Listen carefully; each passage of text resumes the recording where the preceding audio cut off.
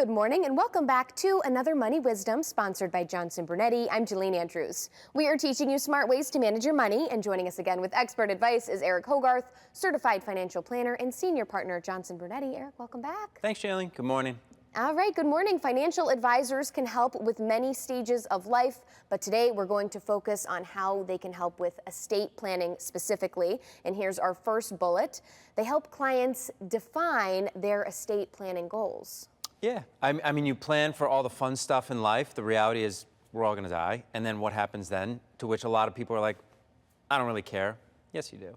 So it's have these conversations when you can have control over what's going to happen. Maybe you want to, this simple, right? Leave it to my spouse, have it go to the kids, but maybe I'm not comfortable if they get it all at once. So start that conversation, and it's more than just, do I need a will or a trust or power of attorney? There's a lot to it. So the sooner you start, the better. Right, and speaking with someone who has the experience, they might know of things you didn't even think of. They're going to know tons of things that you didn't think of. And a lot of people it's an easy thing to procrastinate. Like I've talked about it before on here, like it took us a number of years for my wife and I to do it. I'm a little desensitized to it because I talk about these things every day, but it's not the most fun subject to discuss, certainly if you're younger. And, you know, our kids right now are 11, 9, 5, you know, so you have to set that stuff up. What if something happens to us?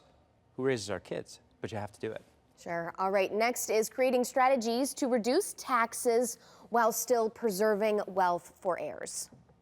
Yeah, it's not just how much you saved. It's also, are you making the right decisions in regards to where you take it from? And if, you know, leaving money to people or organizations is important to you, it's a big deal what type of money you leave them. Similarly, as you draw money out, as you're forced to take out required minimum distributions, things like that, there are options that you have where you can pay less taxes on it if you make some changes. So that all goes into estate planning. All right, and lastly here, frequently reviewing financial and estate plans to make sure they remain aligned. Stuff changes. I mean, people very often are like, yes, I have a will. I got it when my kids were born, but now they're grandparents.